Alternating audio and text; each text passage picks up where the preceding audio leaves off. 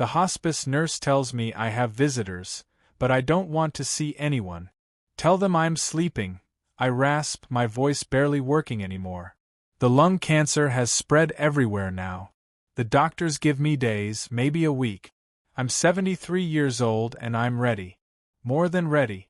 Mr. Sullivan, it's your daughter, Nurse Patricia says gently. She's been kind to me these last few weeks, never pushing, always respectful. She's come all the way from Boston. I said no. I close my eyes, turning my face toward the window. Outside, the Virginia afternoon is golden and warm. Inside this room, I'm cold all the time now. Cold and tired and done. I hear Patricia sigh softly, then her footsteps retreating. Good. I don't want to see my daughter Jennifer. I don't want to see my son Michael. I don't want to see my ex-wife or my grandchildren or any of the people who drifted away from me over the years as I became harder, angrier, more impossible to love. I had my chance at life. I survived Vietnam at 19. Survived 30 years as a cop in D.C. Survived 2 marriages, 3 gunshot wounds, and more nightmares than I can count. But I never really learned how to live. Only how to survive. And now even that's ending. The next day they try again. Michael this time with his kids. I hear him in the hallway, his voice tight with frustration. Dad, please. The boys want to see you. It might be the last. Tell him I'm not taking visitors, I interrupt, loud enough for him to hear. Tell him I said go home. Silence. Then Michael's voice, defeated. Come on, boys. Let's go. I should feel guilty. I probably should. But I'm too tired for guilt. Too tired for anything except this slow fade into nothing. Patricia comes in after they leave. She checks my vitals without speaking, adjusting my fluffing pillows. I'm too weak to fluff myself. You're being cruel, she finally says. I'm dying. I'm allowed to be cruel. They love you. They want to say goodbye. I said goodbye a long time ago. They just didn't notice. She shakes her head but doesn't argue further. That's what I like about Patricia. She knows when to push and when to let things be. That night I dream about Rocco. Not a nightmare, for once. Just a memory. Rocco in his prime, 85 pounds of Belgian Malinois, all muscle and focus and unwavering loyalty. We were partners for 7 years with the DC Metro Police K9 unit. From the time he was 18 months old until he retired at 8, we were inseparable. In the dream, we're in Rock Creek Park, tracking a suspect who'd fled a robbery. Rocco's ahead of me, nose to the ground, tail up, completely locked in. He was the best tracker I ever worked with. The best partner I ever had, human or otherwise. Good boy, I hear myself saying in the dream. Find him, Rocco. Find him. And he does. He always did. I wake up crying, which is embarrassing even when there's no one to see it. I haven't thought about Rocco in years. Couldn't let myself. When he retired at 8, I took him home like I was supposed to. But by then my second marriage was falling apart, I was drinking too much, and I couldn't take care of him the way he deserved. I gave him to a handler I trusted, a younger cop named Martinez who just lost his own K9. Martinez promised to give Rocco a good retirement. I told myself it was the right thing to do, that Rocco would be happier. But the truth was simpler and uglier. I couldn't handle caring about anything that much. It hurt too much. That was 15 years ago. Rocco would be, 23 now? Long dead. Dogs don't live that long, especially working dogs who gave everything to the job. I squeeze my eyes shut against fresh tears. I'm dying and I'm crying over a dog I gave away 15 years ago. Jesus Christ. What a pitiful ending. The next morning, Patricia comes in with my medication and news. You have another visitor. No. Mr. Sullivan. I said no. I don't care who it is. Tell them to go away. It's Officer Martinez.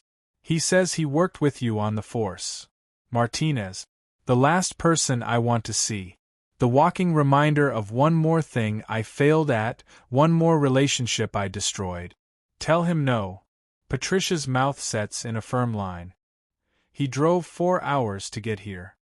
He says it's important. Everything's important when someone's dying. Doesn't mean I have to participate. No. She leaves, and I hear muffled conversation in the hallway. Martinez's voice, deeper than I remember. Patricia's, insistent. Then footsteps walking away. Good. But 10 minutes later, Patricia is back. And she's not alone. Mr. Sullivan, I'm sorry, but Officer Martinez insisted. He says you'll want to see what he brought. I said no visit. Then I see him. In the doorway, held steady by Martinez, is a dog. Not just any dog. A Belgian Malinois, gray-muzzled, moving slowly, but with eyes that I'd know anywhere. Rocco? The name comes out as barely a whisper. The dog's ears perk up. His tail, which had been still, starts to wag slowly.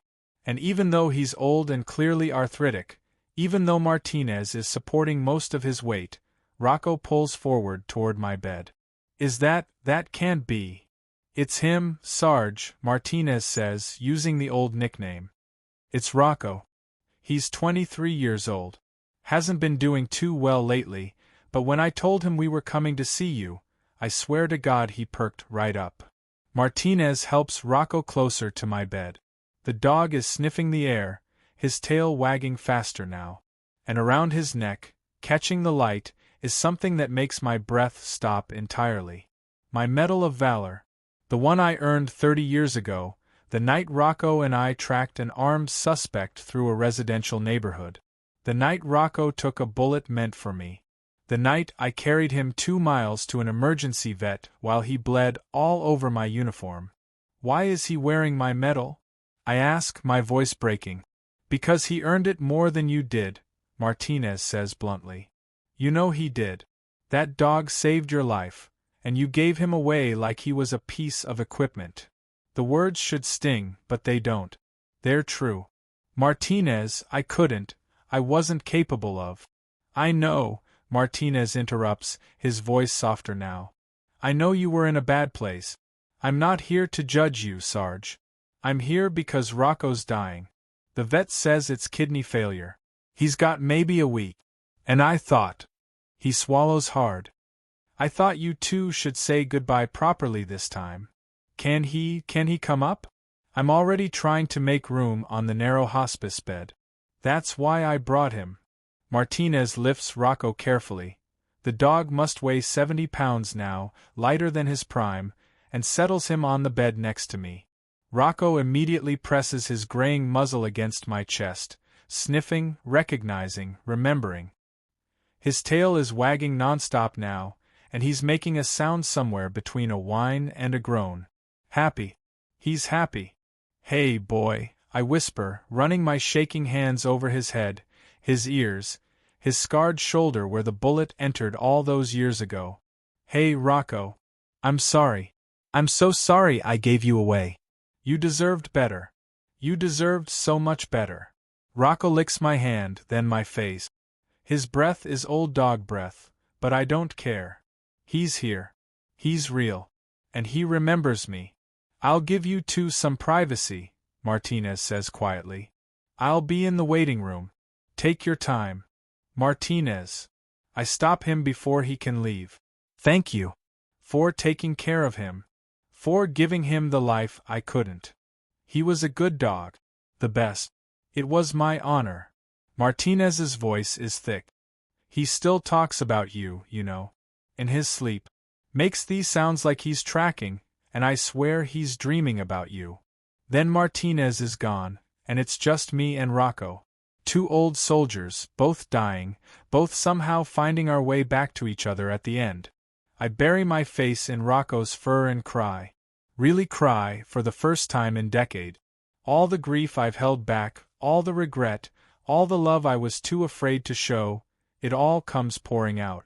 I missed you, I sob into his neck. Every day. I told myself you were better off without me, that Martinez could give you what you needed. But the truth is I needed you. I've needed you every day for 15 years, and I was too proud and too broken to admit it. Rocco stays perfectly still, letting me hold him, the way he used to let me lean on him after bad calls, after hard days, after nights when the memories were too much. You were the best partner I ever had, I continue, the words tumbling out now. Better than any human I ever worked with. You trusted me completely. You'd have died for me. And what did I do? I gave you away because I was too much of a coward to let anyone love me. The door opens softly. Patricia peeks in, sees us, and her hand flies to her mouth. She's crying too. Is this okay? She asks. Dogs aren't usually allowed, but Officer Martinez explained the situation and… It's more than okay, I managed to say. Can he stay? Can Rocco stay with me? I'll make sure of it, Patricia promises. As long as you both need. Over the next few days, word spreads through the hospice that there's a dog in room 14. Nurses find excuses to stop by. Other patients ask to meet him. Even the doctor, a stern woman who doesn't smile much, tears up when she sees Rocco curled against me on the bed. But mostly, it's just the two of us. Martinez visits every day, bringing Rocco's medications, his special food, updates on his condition. But he always leaves us alone for hours at a time. How did you know? I ask Martinez on the third day. How did you know bringing him would matter? Martinez settles into the chair by my bed. Because when my dad was dying, his old military buddies came to visit, and for the first time in years, I saw him light up. He talked about the war, stuff he'd never told us. He cried and laughed and finally dealt with all the things he'd been carrying. And I thought, if seeing those guys helped my dad find peace, maybe seeing Rocco could help you. I've wasted so much time, I say, my hand resting on Rocco's side, feeling him breathe. Pushing everyone away. My kids, my grandkids. All because I was too damaged to let them in. It's not too late, Martinez says. They're still calling. Still wanting to visit. I don't know what to say to them. Start with the truth. That you were wrong to push them away. That you're sorry. That you love them. It's not complicated, Sarge. You're just making it complicated. That afternoon, I tell Patricia I'm ready to see visitors. Jennifer arrives within an hour. She stops in the doorway, seeing Rocco on my bed, and her eyes widen. Dad? Is that? That's Rocco. My K9 partner. We're saying goodbye to each other. She approaches slowly, carefully, like I'm a wild animal that might bolt. Rocco lifts his head to sniff her, tail wagging slightly. He's beautiful, she whispers. I remember you talking about him when I was little. You loved him so much. I did. I do. I gesture to the chair. Sit. Please. She sits, and for a moment we just look at each other. She's 51 now, with gray in her hair and lines around her eyes. When did she get so old? When did I miss so much of her life? I'm sorry, I start and my voice cracks. Jennifer, I'm so sorry. For everything. For being a terrible father. For being absent even when I was physically present. For pushing you away every time you tried to reach me. Dad. Let me finish. Please. I take a shaky breath. I blamed the war. I blamed the job. I blamed your mother, both your mothers. But the truth is, I was scared. Loving people means you can lose them. And I'd already lost so much. Buddies in Vietnam, partners on the force. I couldn't handle losing anyone else, so I pushed everyone away first. Including you and your brother. Especially you and your brother. Tears are streaming down her face. I just wanted to know you. That's all I ever wanted. To understand who my father really was. I'm a broken man who wasted his life being afraid, I say. But I'm also a man who had two beautiful children who deserved better. And I'm sorry I couldn't give you better. She reaches out and takes my free hand, the one that's not resting on Rocco. It's not too late. We're here now. Tell me about Rocco.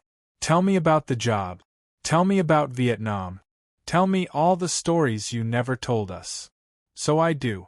With Rocco warm against my side and my daughter holding my hand, I finally talk. About the war, about the things I saw and did and can't forget.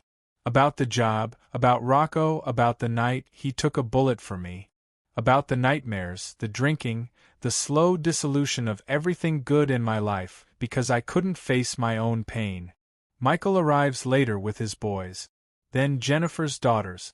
Then, surprisingly, my first ex-wife Carol, who I haven't seen in 20 years. I heard you were dying, Carol says, standing in the doorway. And that you finally got your head out of your ass enough to talk to your kids. Figured I should see this miracle before you go. Despite everything, I laugh. Still direct as ever. Life's too short for anything else. She comes in, sees Rocco, and her face softens. Jesus, Tom. Is that your old police dog? Yeah. Martinez kept him all these years. Brought him here so we could say goodbye. Carol sits, and for the first time in decades we talk. Really talk. About where we went wrong, about the man I was when we married versus the man I became. About the ways we hurt each other and the ways we tried to save each other and eventually had to save ourselves by walking away. I never stopped caring about you, she says. But I couldn't watch you destroy yourself anymore. I had to protect myself and the kids. You did the right thing. I'm sorry I made you choose. I'm sorry you felt you had to push us away. Over the next week, my room becomes the gathering place. Jennifer brings photo albums. Michael brings old videos. My grandchildren tell me about their lives, their dreams, their futures I won't see. And through it all, Rocco stays pressed against my side, a warm, steady presence anchoring me to the moment.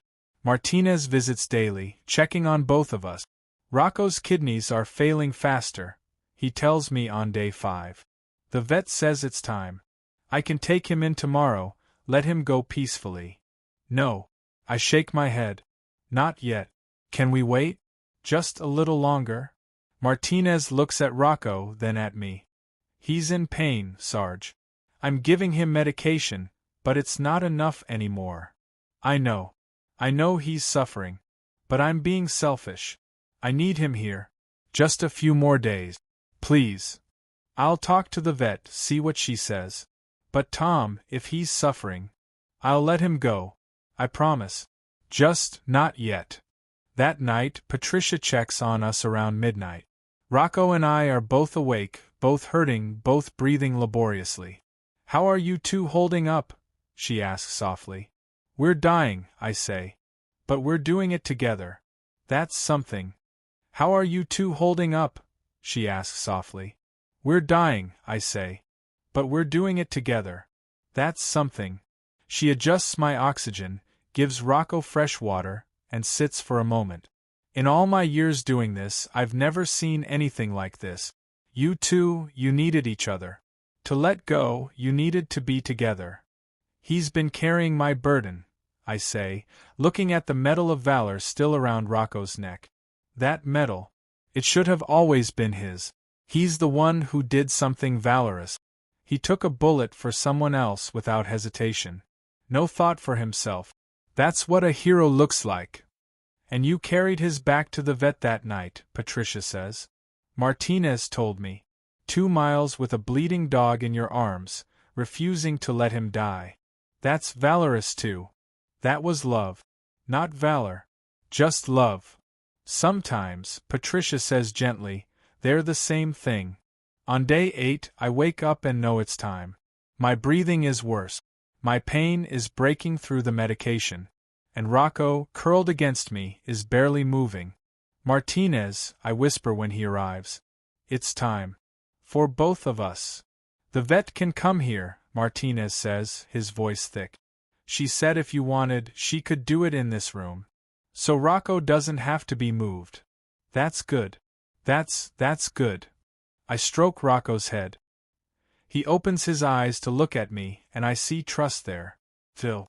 After everything, he trusts me. Call my kids, I tell Martinez. Tell them if they want to say goodbye, it needs to be now. Within an hour, they're all there. Jennifer, Michael, their kids, even Carol. The room is crowded with family I pushed away for decades, all here, all gathered around. Dad, you don't have to do this today, Jennifer says, but her eyes are red. She knows. We all know. I'm ready, I tell them. And Rocco's ready. We're going to go together, the way we should have lived together. Dr. Chen, the vet, arrives with Martinez. She's a small Asian woman with gentle hands and kind eyes. She examines Rocco carefully, then looks at me. Officer Martinez explained the situation. You want to go at the same time? If that's possible. She glances at Patricia, who nods. Mr. Sullivan has a DNR. He's ready. And his pain is severe. If he chooses to refuse further intervention. I'm choosing, I say firmly. Patricia, turn off the machines. No more medication. Let nature take its course. And Dr. Chen, please, let Rocco go peacefully. He's suffered enough. There's crying around the room. Jennifer holding her daughters. Michael with his arm around his boys. Carol standing in the corner, tears streaming down her face. Are you sure? Patricia asks one last time. I've never been more sure of anything. They turn off the monitors. Remove the 4. Patricia adjusts my bed so I'm lying flat, Rocco curled against my chest. Dr. Chen prepares the injection that will let Rocco go. Everyone who loves him should touch him, she says softly. Let him know you're here. Hands reach out. Martinez, crying openly now, rests his hand on Rocco's back. My children each touch him, thanking him for taking care of their dad. My grandchildren, too young to fully understand but knowing this matters, carefully pet his soft ears. Ready? Dr. Chen asks me. Yeah. We're ready. I bury my face in Rocco's fur one last time. Good boy. You've been such a good boy. The best boy. Thank you for everything. Thank you for saving my life. Thank you for forgiving me. Thank you for coming back. Dr. Chen administers the injection. Rocco's breathing slows, becomes peaceful. His tail wags once, twice, then stills. And then, gently, quietly, he's gone.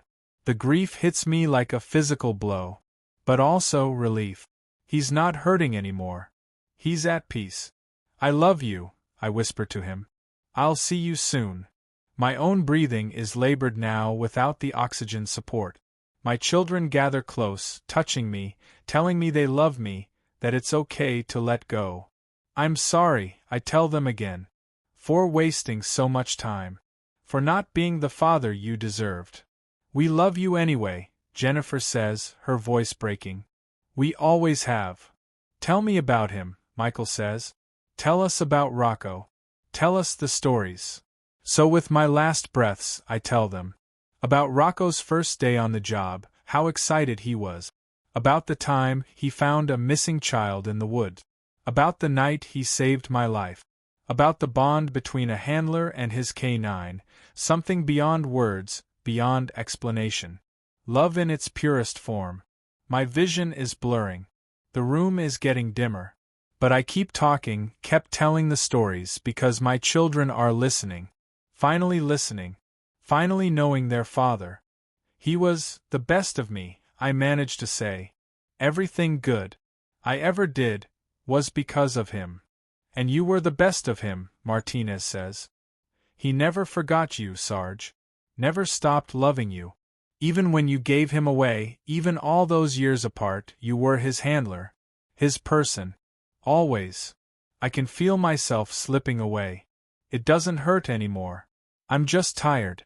So tired. Rocco, I whisper. Good boy. I'm coming. Jennifer is holding one hand. Michael the other. My grandchildren are gathered close. Carol is there. Martinez. Patricia. All these people who loved me despite my best efforts to push them away.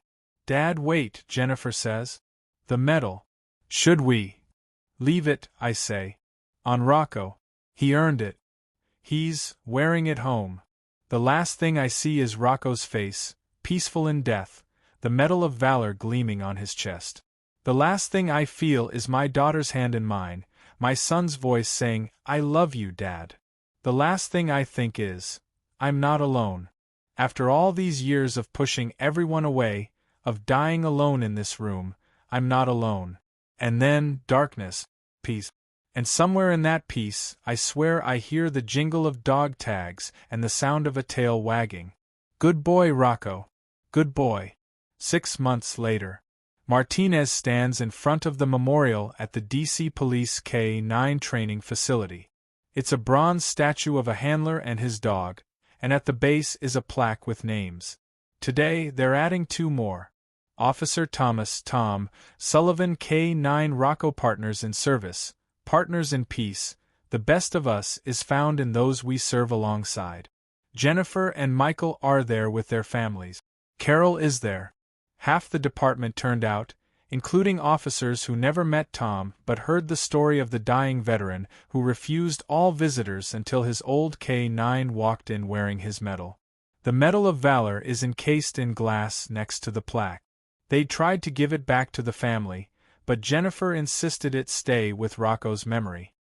He earned it more than Dad did, she'd said. And Dad wanted him to wear it home. So let it stay with both of them. After the ceremony, Martinez finds himself standing alone by the statue. He's crying, which he's not ashamed of. He loved that dog. He'd loved that complicated, broken, ultimately redeemable man. You did good, Sarge, Martinez says quietly to the statue. You found your way back. You let them in. And you gave Rocco the goodbye he deserved. The goodbye you both deserved.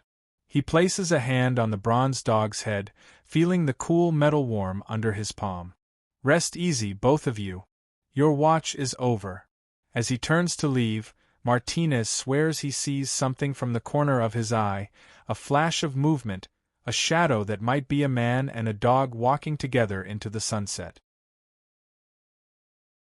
He blinks and it's gone. But he's smiling. Good boy, Rocco, he whispers. Take care of him. He needs you. And somewhere, in whatever comes after, he likes to believe they're together. Running through endless parks, tracking invisible suspects, the way they were always meant to be. Partners. Always. The end.